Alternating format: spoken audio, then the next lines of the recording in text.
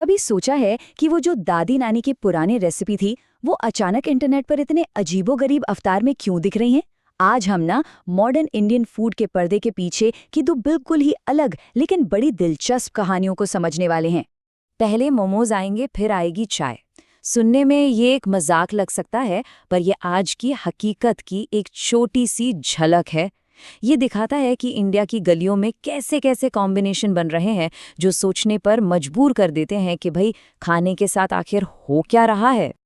तो आज हम इंडियन फूड के फ्यूचर की दो बिल्कुल अलग अलग कहानियों पर गौर करेंगे।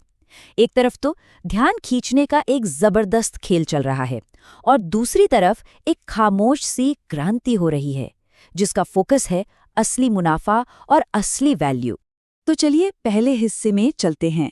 यहाँ बात होगी उस इनोवेशन की जिसका सिर्फ एक ही मकसद है, ऑनलाइन वायरल हो जाना। स्वाद कैसा है उससे शायद ही किसी को कोई मतलब है। पेश है पहला नज़ारा, पार्ले जी बिरयानी। जी हाँ, बिल्कुल सही सुना। हम सब की फेवरेट चाय बिस्किट वाली जोड़ी अब बिरयानी के अंदर। ये जीभ के स्वाद के लिए नहीं बल्कि सोशल मीडिया फीड पर हंगामा मचाने के लिए है। और अगर लग रहा है कि बस इतना ही था, तो जरा ये देखिए, बबल गम बिरयानी। ये बस उस लंबी लिस्ट में एक और नाम है जो स्क्रॉल करते हुए रुकने पर मजबूर तो कर देती है, पर शायद अच्छे कारणों से नहीं। रुको रुको, सिलसिला यहीं खत्म नहीं होता। अब है बनाना चाय। मकसद बस एक ही है, लोग रुके, शेयर करें और कमेंट में लिखें, अरे यार ये क्या बना दिया। और इस लिस्ट में आखिर में है गुलाब जामुन पिज्ज़ा। ये सारे एग्जाम्पल एक ही बात कहते हैं, ये डिशेस क्लिक्स और व्यूज़ के लिए बनी है, खाने के लिए नहीं। ये कुकिंग से ज़्यादा क्लिक बेट का मामला है। अब सवाल ये है कि इन सब के पीछे है क्या? वो है अटेंशन इकोनॉमी। ये एक ऐसा बिजनेस मॉडल है जहां सबसे कीमती चीज़ है लोगों का ध्यान। खाना तो बस एक जरिया है, असली प्रोडक्ट तो वो वायरल होने वाला पल है। लेकिन क्या इनोवेशन का मतलब बस यही है? क्या इंडियन फूड का फ्यूचर बस ऐसे ही अजीबोगरीब कॉम्बिनेशंस पर टिका है? अच्छा है कि जवाब है नहीं। और यहीं से हमारी कहानी एक बिल्कुल अलग, जमीन से जुड़ा हुआ मोड़ लेती है।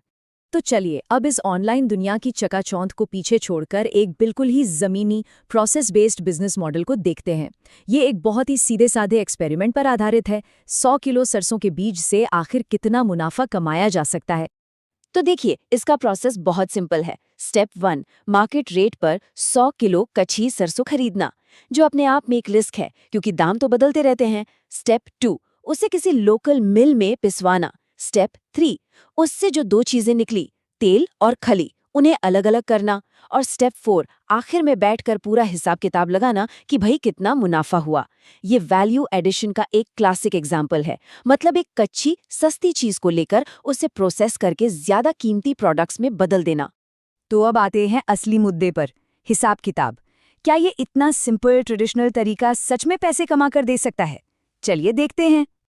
और ये रहे रिजल्ट्स। 37.2 किलो तेल और 61.1 किलो खली को बेचकर टोटल रेवेन्यू बना 7,852 रुपए। ध्यान देने वाली बात यह है कि ये कमाई सिर्फ एक प्रोडक्ट से नहीं बल्कि एक ही रॉ मटेरियल से दो दो कीमती प्रोडक्ट्स बनाकर हुई। अच्छा, अब खर्चों की बात करते हैं। सरसों खरीदने में लगे 5,900 रुपए और उसे पिसवाने का खर्चा आया 500 रुपए। तो मतलब कुल मिलाकर जेब से गए 6,400 रुपए। और अब वो नंबर जिसका हम सबको इंतजार था। रेवेन्यू में से खर्चों को घटाने के बाद 100 किलो सरसों से नेट प्रॉफिट हुआ 1,452 रुपए का।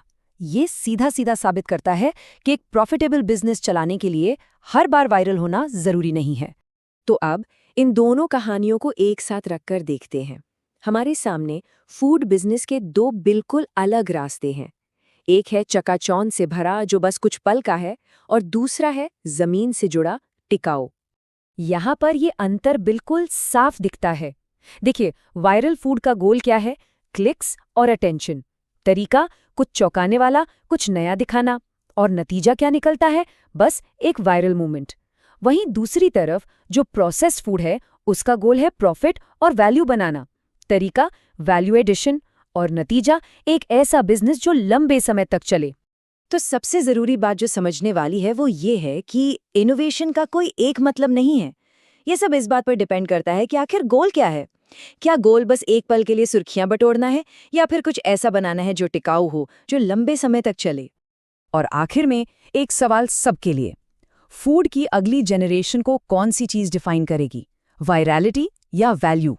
इस सवाल का जवाब ही शायद ये तय करेगा कि आने वाले सालों में हमारा खाने, पकाने और बिजनेस करने का तरीका कैसा होगा।